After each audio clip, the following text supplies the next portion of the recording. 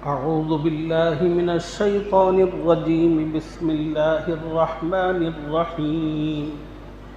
قال إنما أوتيته على علم عندي أولم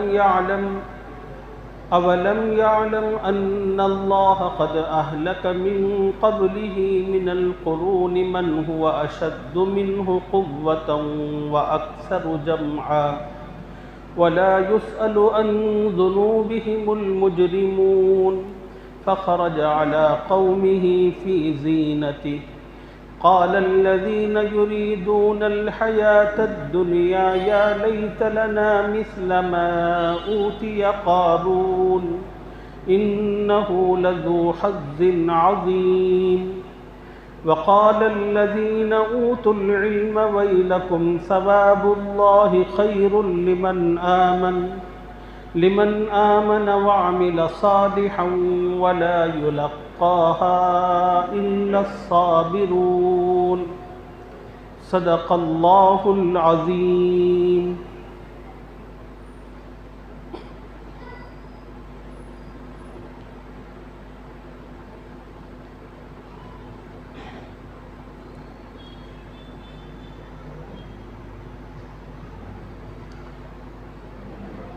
گزشتہ سبق میں جو آیتیں گزری ان آیتوں میں بھی اور اب میں نے کلام پاک کی جن آیتوں کی آپ حضرات کے سامنے تلاوت کی ہے ان آیتوں میں بھی اللہ تعالیٰ نے قارون ہی کے واقعے کو بیان فرمایا ہے.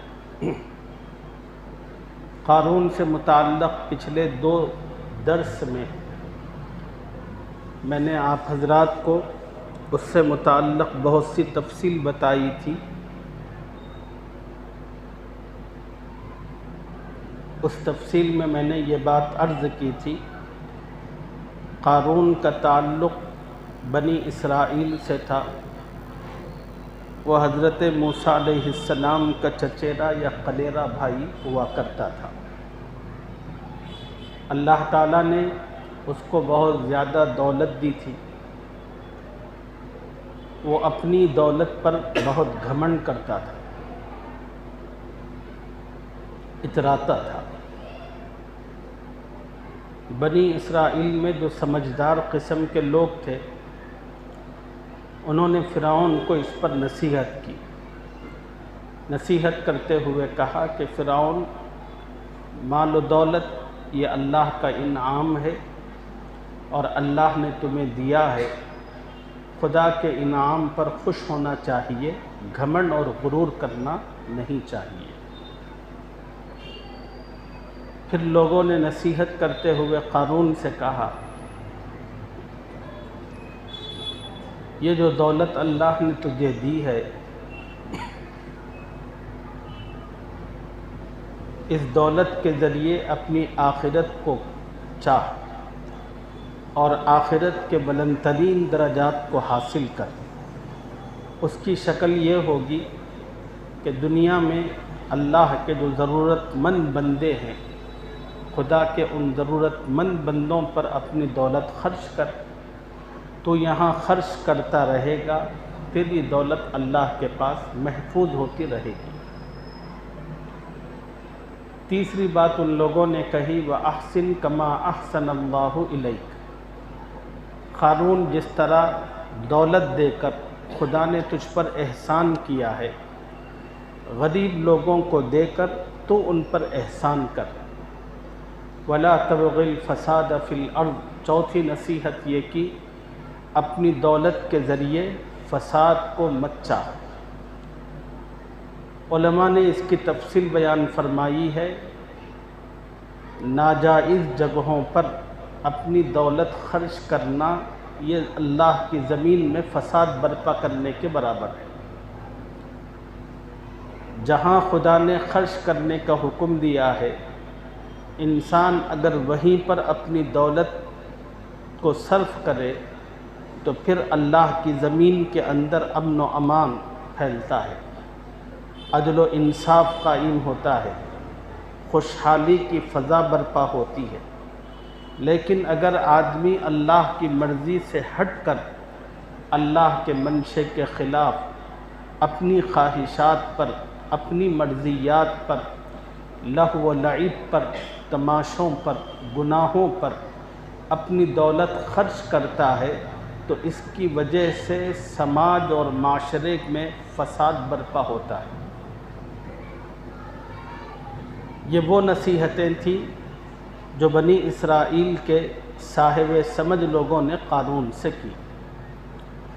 قارون نے ان کی باتیں سننے کے بعد اب جواب دیا۔ جو جواب دیا وہ ان آیتوں میں موجود ہے، جس کی تلاوت میں نے آپ حضرات کے سامنے کی ہے۔ قال انما اوتیتہ علی علم عندی، قارون کہنے لگا میرے پاس یہ دولت ہے، میرے پاس یہ جتنے خزانے ہیں، یہ میرے ہنر کی وجہ سے، یہ میرے عقل کی وجہ سے ہے، یہ میری صلاحیت کی وجہ سے ہے۔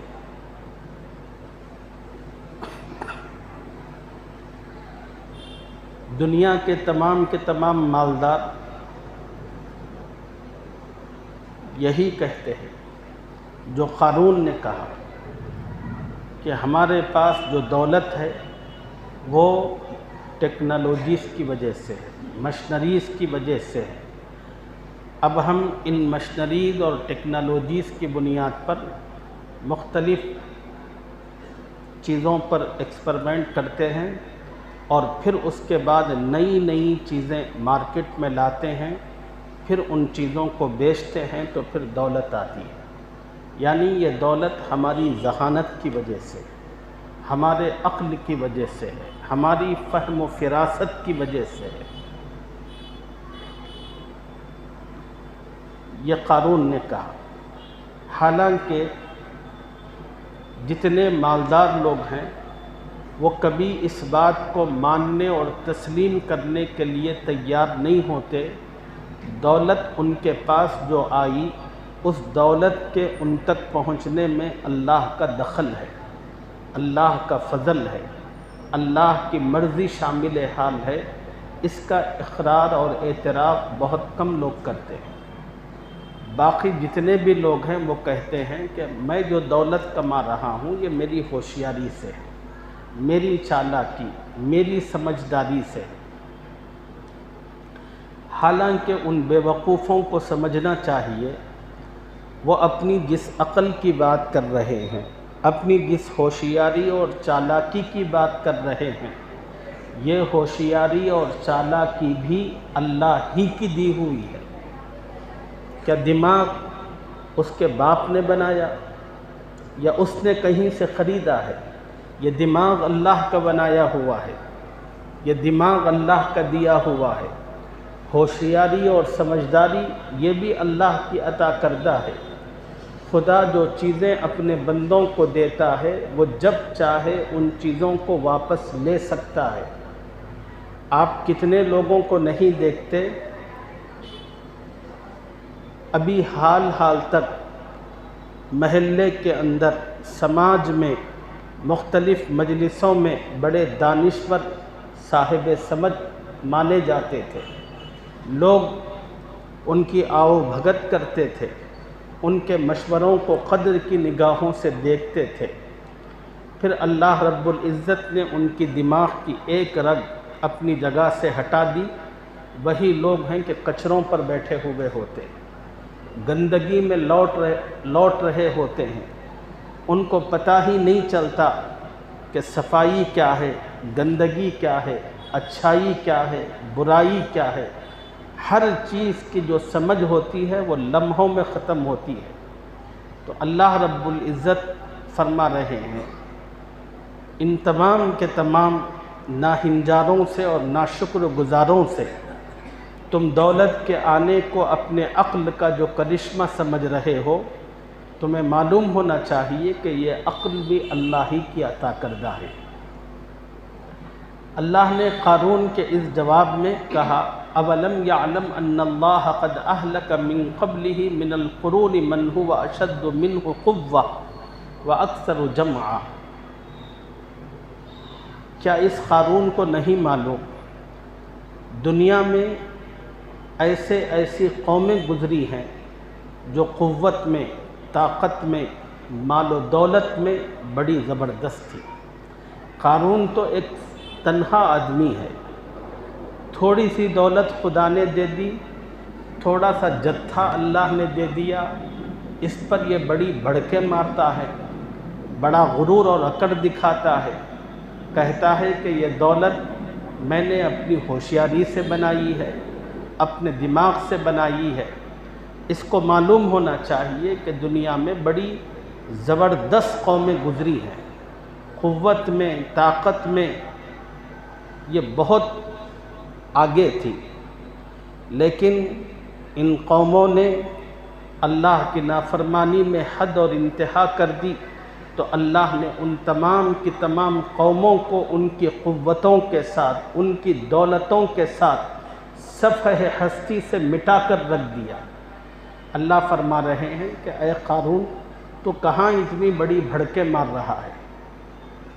دنیا کی تاریخ اٹھا، اس کو پڑھ کر دیکھ۔ اولم یعلم، کیا اس کو معلوم نہیں ان اللہ قد اہلک من قبلہ من القرون من هو اشد منہ قوۃ واکثر جمعا، اللہ نے اس سے پہلے بہت سی قوموں کو ہلاک کر دیا جو اس سے قوت میں سخت اور جمعیت میں بہت زیادہ تھی۔ ولا یسأل عن ذنوبہم المجرمون، اور گنہگاروں سے ان کے گناہوں کے بارے میں پوچھا نہیں جائے گا۔ جب گنہگاروں کے گناہ بڑھتے ہیں، زیادہ ہوتے ہیں، تو پھر اللہ تعالیٰ ان کو صفائی کا موقع اور مہلت نہیں دیتے۔ گناہ تم نے کیا، خدا کو پتہ ہے۔ اللہ تعالیٰ جب پاپ کا گھڑا بھرتا ہے تو پھر اس کو پھوڑ دیتے۔ اللہ تعالیٰ ان گناہ کرنے والوں کو مٹی میں ملا دیتے۔ فخرج علی قومہ فی زینتہ، ان آیتوں میں اس بات کا تذکرہ موجود ہے، قارون ایک دن اپنی تمام دولتوں کی نمائش کرتے ہوئے بڑا عمدہ، بڑا قیمتی، اس دور میں جو سب سے اعلیٰ سے اعلیٰ لباس ہو سکتا تھا، اس لباس کو پہن کر اور زبردست قسم کا گھوڑا اور اس پر سونے کی زین اور لگام، یہ تمام کی تمام چیزیں کس کر اس پر بیٹھ کر اور اپنی تمام جتھے کو لے کر، جس کی تعداد تقریباً 250 یا 300 بتائی جاتی ہے، اور اپنی پوری دولت کو مختلف چیزوں میں سجا کر سونوں کے انبار کے انبار، ڈھیروں کے ڈھیر نکلا بنی اسرائیل میں۔ فخرج علی قومہ فی زینتہ، پھر ایک دن قارون بڑی آرائش کے ساتھ، ٹھاٹ باٹ کے ساتھ اپنی قوم کے سامنے نکلا۔ قال الذین یریدون الحیاۃ الدنیا یا لیت لنا مثل ما اوتی قارون، اب جس قوم میں وہ آیا، اس قوم میں دو قسم کے لوگ تھے۔ ایک وہ لوگ تھے جو دنیا پر مرتے تھے، ایک وہ لوگ تھے جو آخرت کو چاہتے تھے۔ ہر جگہ دو ہی قسم کے لوگ آپ کو ملیں گے، یا تو دنیا پہ مرنے والے یا آخرت کو چاہنے اور طلب کرنے والے۔ اب ظاہر سی بات ہے کہ جو دنیا پہ مرنے والے لوگ ہوں گے، جب اس قسم کی ٹھاٹ باٹ کو انہوں نے دیکھا ہو تو ان کے دل کے اندر بھی اسی قسم کے خیالات اور جذبات پیدا ہوئے۔ وہ جذبات یہ تھے کہ کاش قارون تو بڑا کامیاب آدمی ہے، کیا دولت ہے، کیا کہنے اس کی دولت کے، اس کے ٹھاٹ باٹ کے، اس کے تم تراق کے۔ وہ کہنے لگے ہمیں بھی قارون ہی کی طرح اس دنیا کی دولت کا کچھ حصہ مل جاتا۔ قال الذین یریدون الحیاۃ الدنیا، جو لوگ دنیا کی زندگی کے طالب تھے، وہ کہنے لگے یا لیت لنا مثل ما اوتی قارون، جیسا مال و متاع قارون کو ملا ہے کاش ویسا ہی ہم کو بھی ملے۔ انہ لذو حظ عظیم، بلا شبہ وہ بڑا صاحب نصیب ہے، بڑا خوش بخت ہے۔ موجودہ دور کے اندر بھی جب کسی دولت مند کو، رئیس آدمی کو لوگ دیکھتے ہیں، مسلمانوں کے اندر بھی، مسلمانوں میں بھی دو کیٹیگری، ایک کیٹیگری وہ جو دنیا کے پیسوں پر، چمک دھمک پر، ظاہری ٹھاٹ باٹ پر مرتے ہیں۔ اب کسی کے پاس کوئی قیمتی امپورٹڈ کار دیکھ لی، یا کسی کے پاس ایسے کپڑے اور ایسی دولت دیکھ لی، تو وہ بھی کہتے ہیں کہ کاش اس کی طرح کی دولت مجھے بھی حاصل ہوتی۔ اور تمام دنیا کے چاہنے والوں کا مطمع نظر کسی دنیا دار کو دیکھ کر یہی ہوتا ہے۔ وقال الذین اوتوا العلم، اور جو سمجھدار قسم کے لوگ ہوتے ہیں، آخرت کو طلب کرنے والے، اس کو چاہنے والے، اللہ کی رضا اور خوشنودی کو پانے والے جو لوگ ہوتے ہیں، جب ان لوگوں نے دنیا پر مر مٹنے والے لوگوں کو دیکھا اور تمنا کرنے والوں کو دیکھا کہ جو یہ کہہ رہے ہیں کہ کاش ہمیں بھی قارون کی طرح دنیا ملتی، تو ان کو سمجھاتے ہوئے آخرت والے لوگوں نے کہا وقال الذین اوتوا العلم، جن لوگوں کو علم دیا گیا تھا وہ کہنے لگے ویلکم، افسوس ہو تم پر، ثواب اللہ خیر لمن آمن وعمل صالحا، ایمان والوں اور نیک اعمال کرنے والوں کے لیے جو ثواب اللہ کے یہاں تیار ہے وہ بڑا زبردست ہے، بڑا عمدہ ہے۔ وہ لوگ سمجھانے لگے دیکھو یہ دنیا، اس کا مال و متاع، یہ چند روزہ، چند سالہ ہے، دنیا بھی ختم ہوگی، جو مال و دولت ملے گا وہ بھی ختم ہوگا، تم بھی ختم ہوگے، لیکن اس کے برخلاف اللہ تعالیٰ نے تم لوگوں کے لیے جو آخرت اور وہاں جو اجر و ثواب، وہاں جو نعمتیں اور راحتیں رکھی ہیں، نہ وہ زندگی ختم ہونے والی ہے، نہ وہ جہاں ختم ہونے والا ہے، نہ وہاں کی عیش و عشرت ختم ہونے والی ہے، نہ وہاں کا سامان ختم ہونے والا ہے۔ تو اس لیے ان آخرت کے طلبگاروں نے دنیا داروں کو نصیحت کی کہ اس طرح دنیا کے سامان پر مت مرو، اس طرح کی بیجا تمنا مت کرو، بلکہ تم اس سے نظریں ہٹا کر اللہ کی رضا اور خوشنودی کو حاصل کرنے کی فکر کرو، نیکیاں کماؤ۔ یہ بات ان لوگوں نے کہی۔ وَلَا يُلَقَّاهَا إِلَّا الصَّابِرُونَ، اور دوسری نصیحت بڑی زبردست کی، اور کہنے لگے یہ جو آخرت ہے انہی لوگوں کو ملتی ہے جو صبر کرتے ہیں، جو اتاولا پن کرتے ہیں، جو کچھ ہے یہیں پر سمیٹنا اور کمانا اور حاصل کرنے کی جستجو کرتے ہیں، ایسے لوگوں کو نہیں ملتی۔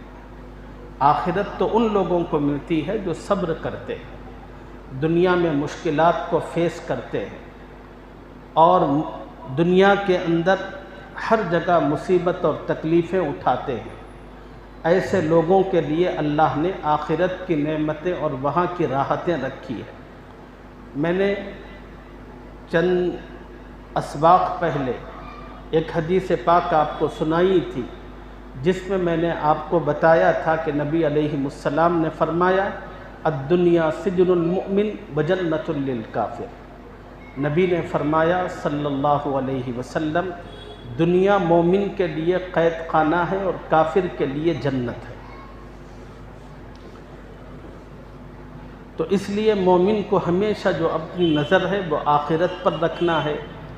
دنیا میں مومن کو تکلیفیں، مصیبتیں، فاقے، ہر قسم کی چیزیں پیش آئیں گی، اور مومن کو عزم کے ساتھ، حوصلے کے ساتھ، جواں مردی کے ساتھ ان حالات سے مقابلہ کرنا ہے۔ کسی مومن کو خدا نے کچھ سہولت دی تو وہ اس پر اللہ کا شکر ادا کرے۔ اصل میں تو اس امت کے حق میں آزمائشیں بہت تھیں، مگر ہمارے نبی صلی اللہ علیہ وسلم جن پر ہمارے ماں باپ، ہماری آل اولاد قربان ہو، انہوں نے امت کی ساری تکلیف کو اپنے آپ پر سہا۔ اس امت کے لیے جو فقر و فاقے مقدر تھے، نبی نے ان فقر و فاقوں کو برداشت کیا، کہا کہ اے اللہ میری امت کو سہولت عطا فرما، میری امت کو راحت عطا فرما۔ نبی علیہ السلام کو اللہ تعالیٰ نے پیشکش فرمائی تھی، نبی آپ چاہیں تو ہم احد پہاڑ کو آپ کے حق میں سونا بنا دیں۔ اور آپ کو پتہ ہے کہ احد پہاڑ کتنا ہے؟ 7 کلومیٹر تقریباً اس کی لمبائی ہے، مدینے کو چاروں طرف سے گھیرا ہوا ہے۔ اس پہاڑ سے متعلق نبی علیہ السلام نے فرمایا کہ نبی چاہو تو اس پہاڑ کو سونے کا کرتے ہیں، اور ہم اس کو حکم دیں گے جہاں آپ جائیں یہ آپ کے پیچھے پیچھے چلیں، آپ جتنا چاہیں اس میں سے لیں، لوگوں کو دیں، ہم آپ کو مکمل اختیار دیتے۔ نبی صلی اللہ علیہ وسلم نے اس کو پسند نہیں فرمایا۔ نبی علیہ السلام نے فرمایا کہ اے اللہ میں اس بات کو زیادہ پسند کرتا ہوں کہ تو مجھے ایک دن کھانا دے، ایک دن بھوکا رکھے۔ جس دن تو مجھے کھانا دے اس دن میں تیرا شکر ادا کروں، جس دن تو مجھے بھوکا رکھے اس دن میں صبر کر سکوں۔ حقیقت میں نبی علیہ السلام نے اس امت کے خاطر صبر کیا۔ اماں عائشہ رضی اللہ عنہا فرماتی ہیں 2 مہینے کے چاند نکلتے تھے، ہمارے گھر کے اندر چولہا نہیں سلگتا تھا۔ نبی علیہ السلام کو اپنی ساری زندگی میں چھنے ہوئے آٹے کی روٹی میسر نہیں آئی۔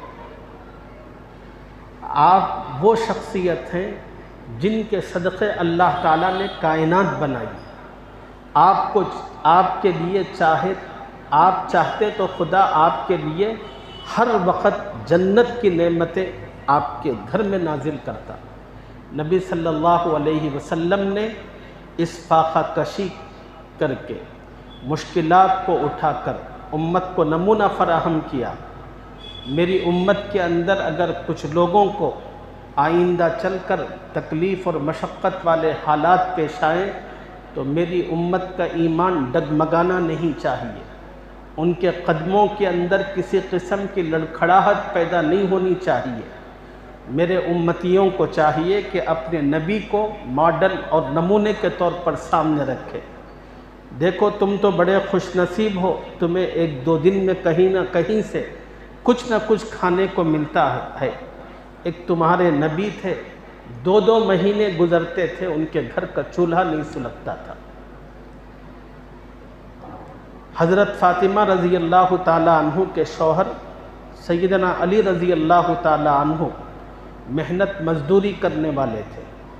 انہوں نے محنت کی تو تھوڑے سے پیسے ملے تو انہوں نے اور آتے ہوئے حضرت علی نے آٹا خریدا، گھر لائے تو حضرت فاطمہ رضی اللہ تعالی عنہ نے روٹی بنائی،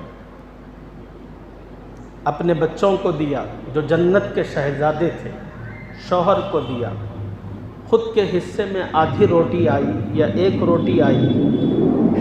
حضرت فاطمہ رضی اللہ تعالی عنہ نے اس روٹی کا ٹکڑا توڑا، منہ کی طرف لے جانا چاہتی تھی کہ اپنا باپ یاد آیا، اس لیے کہ حضرت فاطمہ بھی کئی دن سے بھوکی تھی اور کئی دنوں کے بھوک کے بعد وہ 1 روٹی میسر آئی، لیکن منہ میں رکھنا چاہا تو باپ یاد آئی، تو فوراً حضرت فاطمہ سے نوالا منہ میں نہیں گیا، روٹی رکھی، اس روٹی کا آدھا ٹکڑا کاٹا اور توڑ کر اس کو اپنے پلو میں چھپایا، نبی صلی اللہ علیہ وسلم کے پاس پہنچی، کہنے لگی ابا جان بڑے دنوں کے بعد حضرت علی تھوڑی سی مزدوری لائے تھے، اس مزدوری میں آٹا تھا اور اس آٹے سے میں نے روٹیاں بنائی، شوہر بچوں کا جو حق تھا وہ میں نے دے دیا، اپنے حصے کا حق تھا وہ میں کھا رہی تھی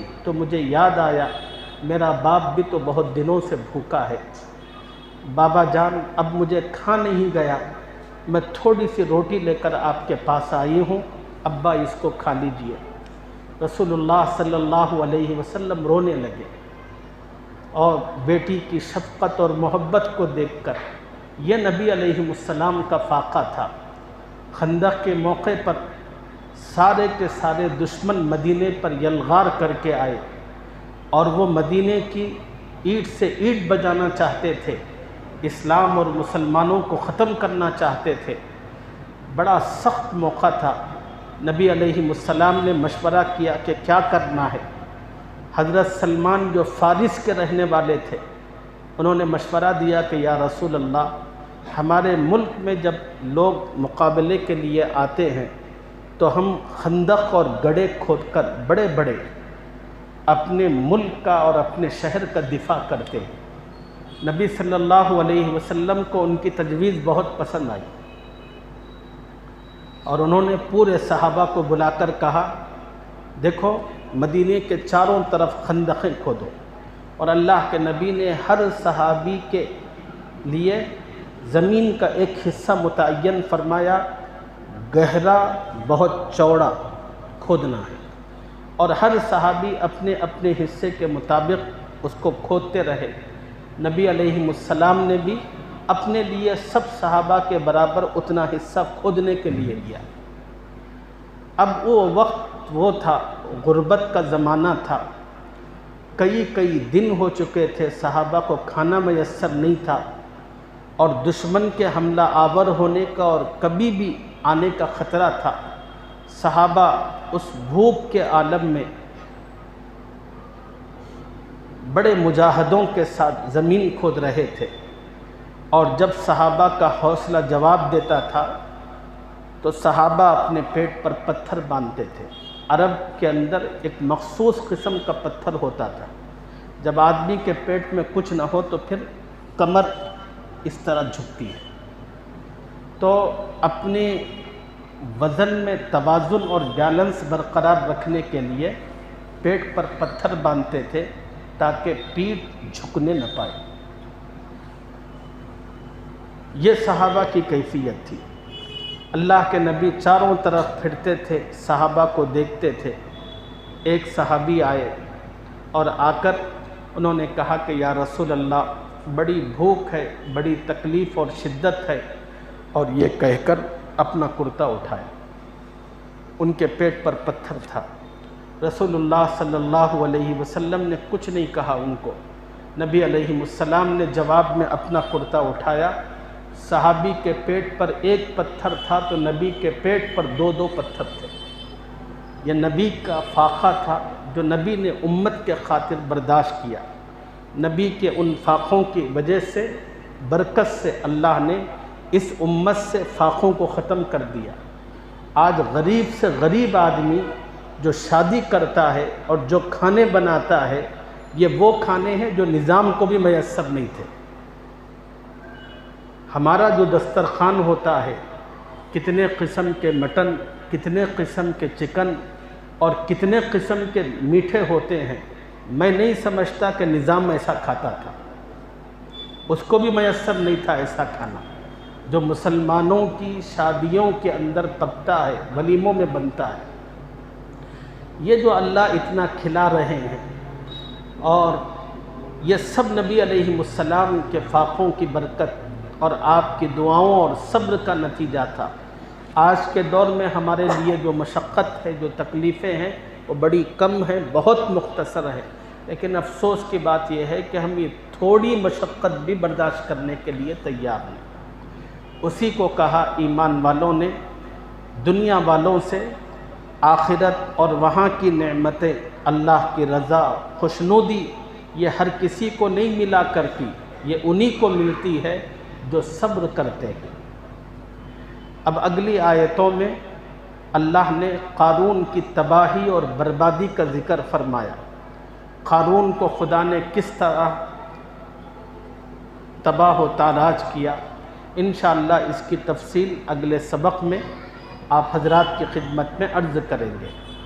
اللہ مجھے اور آپ کو قرآن سے نصیحت حاصل کرنے کی اور اس کے مطابق اپنی زندگی کو بنانے کی توفیق عطا فرمائے، آمین یا رب العالمین۔ وآخر دعوانا ان الحمد للہ رب العالمین۔